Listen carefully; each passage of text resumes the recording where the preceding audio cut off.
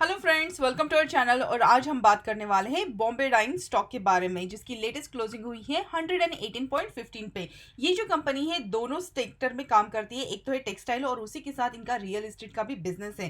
Quarterly results भी आ गए हैं आज, और तो हम क्वार्टरली रिजल्ट भी डिस्कस करेंगे और उसी के बेसिस पे यहाँ पे टेक्निकल चार्ट एनालिसिस पे सपोर्ट और टारगेट क्या दिखाई देते हैं उसके बारे में भी हम बात करने वाले हैं। अब अगर हम यहाँ पे कंपनी के क्वार्टरली रिजल्ट्स के बारे में बात करें तो देखिए, इन्होंने Q4 में 41.74 करोड़ का यहाँ पे लॉस बुक किया है। जबकि अगर हम यहाँ पे पिछले साल की बात करें तो उन्होंने पिछले साल 166.74 करोड़ का लॉस यहाँ पे दिखाया था। मतलब पिछले साल से अगर हम कंपेयर करते हैं तो इस बार इनका जो लॉस है थोड़ा सा घटते हुए नजर आ रहा है।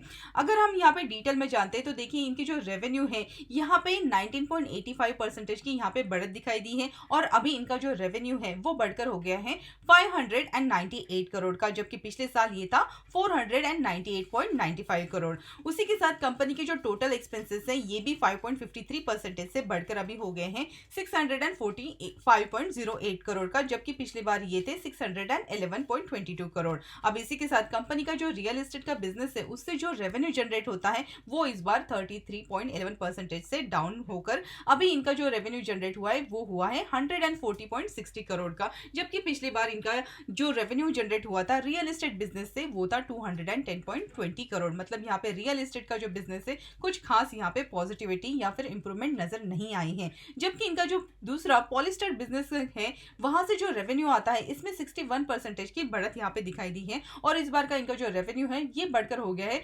455.52 करोड़ का, जबकि पिछले क्वार्टर में ये था 282.91 करोड़। मतलब यहाँ पे इनका जो पॉलिस्टर बिजनेस का जो रेवेन्यू है बहुत अच्छा इंप्रूवमेंट नजर आ रही है। और उसी के साथ कंपनी का जो रिटेल और टेक्सटाइल बिजनेस है यहाँ पे 1.89 करोड़ का यहाँ पे रेवेन्यू जनरेट हुआ है, जबकि पिछली बार ये था 5.84 करोड़। मतलब पिछले साल से अगर हम कंपेयर करते हैं तो यहाँ पे इनका जो रिटेल एंड टेक्सटाइल बिजनेस है ये भी कुछ खास परफॉर्म करते हुए नजर नहीं आ रहा है। ओवरऑल अगर हम यहाँ पे अगर ईयर ऑन ईयर बेसिस पे देखते हैं तो 460.32 करोड़ का यहाँ पे इन्होंने लॉस बुक किया है, जबकि पिछली बार इनका जो लॉस था 469.13 करोड़ का था। मतलब पिछले साल से अगर हम कंपेयर करते हैं तो थोड़ा सा लॉस यहाँ पे घटते हुए नजर आ रहा है। और यहाँ पे जो ऑपरेशन से रेवेन्यू जनरेट होते हुए वो यहाँ पे 2000.92 करोड़ के हैं, जबकि यहाँ पे पिछले साल जो है 1193.42 करोड़। मतलब यहाँ पे 67.66% की इनकी जो रेवेन्यू जनरेशन है इसमें इंप्रूवमेंट नजर आ रही है। अब इसी के साथ कंपनी ने ये भी बताया कि कंपनी ने इस बार कोई डिविडेंड डिक्लेयर नहीं किया है, और इनकी जो मीटिंग हुई थी उसमें उन्होंने विनोद जैन इनको यहाँ पे CFO और CRO के पोजीशन पे अपॉइंट किया है, जो कि इफेक्टिव रहेगी 9 मई 2022 से।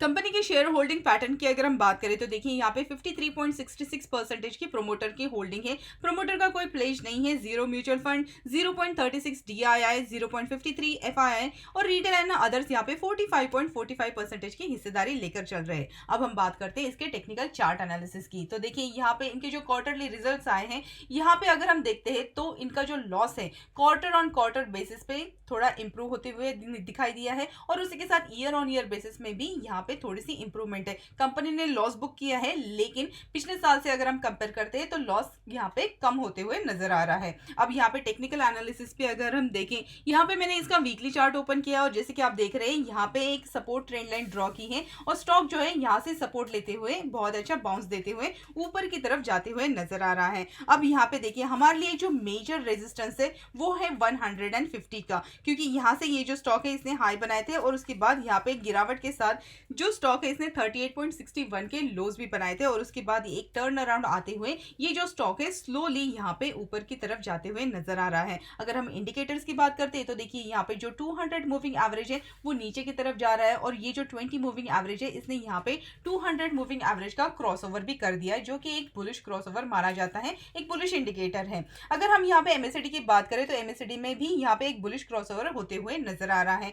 RSI हमारा यहाँ पे 60 के आसपास है, इसने इसने 60 भी क्रॉस किया था, लेकिन अभी ये 60 के आसपास ट्रेड करते हुए दिखाई दे रहा है। अब देखिए यहाँ से आगे क्या हो सकता है। अब हमारे लिए जो सपोर्ट है, सपोर्ट के लेवल यहाँ पे 100 के आसपास है। हमारे लिए बहुत अच्छा यहाँ पे 100 का सपोर्ट है, क्योंकि जैसे कि आप देख रहे हैं यहाँ पे ये जो स्टॉक है इसने बहुत अच्छा एक कंसोलिडेशन किया है, तो हमारे लिए 100 के जो लेवल है एक सपोर्ट का काम करेंगे। और जिस तरीके का स्टॉक है ये यहाँ पे अपमूव दिखाता है, फिर से कंसोलिडेट होता है और फिर से ऊपर की तरफ जाते हुए ये जो स्टॉक है यहाँ पे लोअर हाईज बना रहा है और उसी के साथ हायर हाई बनाते हुए नजर आ रहा है। मतलब अप ट्रेंड जो है ये अभी भी ऑन है इसमें। अब अगर हम यहाँ से आगे के आने वाले टारगेट के बारे में बात करें तो देखिए यहाँ पे जो क्वार्टरली रिजल्ट आए हैं, क्वार्टर ऑन क्वार्टर बेसिस पे यहाँ पे इंप्रूवमेंट होते हुए नजर आ रहा है। कंपनी का बिजनेस जो है दोनों सेक्टर में, टेक्सटाइल और उसी के साथ रियल एस्टेट में भी कंपनी बिजनेस करती है, तो यहाँ पे दोनों सेक्टर का इनको बेनिफिट होते हुए नजर आ सकता है। अब देखिए जैसे कि हमने कहा है कि हमारे लिए एक मेजर जो सपोर्ट है वो है 100 का। जब तक हमारा ये सपोर्ट यहाँ पे इंटैक्ट है, डरने की कोई बात नहीं है। ये जो स्टॉक है अगर नीचे की तरफ आता है तो इन्वेस्टर के लिए बहुत अच्छी बाइंग अपॉर्चुनिटी रहेगी।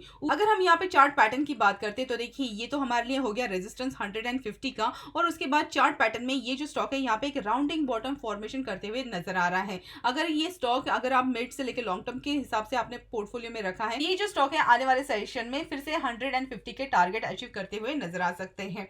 अब अगर इसका मेजर ब्रेकआउट जो है वो होगा 150 के ऊपर, मतलब अगर ये स्टॉक यहाँ पे 150 के जो लेवल है ये अगर आने वाले सेशंस में यहाँ पे एक ब्रेकआउट देता है तो उसके बाद यहाँ पे बहुत अच्छी तेजी आते हुए ये जो स्टॉक है 170 से लेके 180 के टारगेट भी अचीव करते हुए नजर आ सकता है, क्योंकि हमारे लिए जो नेक्स्ट हर्डल है वो रहेगा 180 का। मतलब हमारे लिए सपोर्ट लेवल है यहाँ पे 100 का, जो कि एक अच्छी बाइंग अपॉर्चुनिटी रहती है। जब तक ये स्टॉक हमारा सपोर्ट ट्रेंड लाइन के ऊपर ट्रेड कर रहा है तब तक हमारे लिए टेंशन की कोई बात नहीं है। हमारा यहाँ पे सपोर्ट रहेगा 100 और उसके बाद यहाँ से मिड से लेके लॉन्ग टर्म में 140 से लेके 150 के टारगेट अचीव होते हुए नजर आ सकते हैं। मेजर ब्रेकआउट हमारा 150 के ऊपर होगा, क्योंकि हमारे लिए ये बहुत ही बड़ा रेजिस्टेंस है। अगर ये स्टॉक इसको क्रॉस कर पाता है तो ही उसके बाद इसमें 160 से लेके 180 के टारगेट अचीव होते हुए नजर आ सकते हैं, क्योंकि नेक्स्ट जो हमारा यहाँ पे रेजिस्टेंस है वो आएगा 180 का। तो आई होप इस वीडियो में जितनी इन्फॉर्मेशन हमने यहाँ पे शेयर की आपके लिए वैल्यूएबल जरूर रही होगी।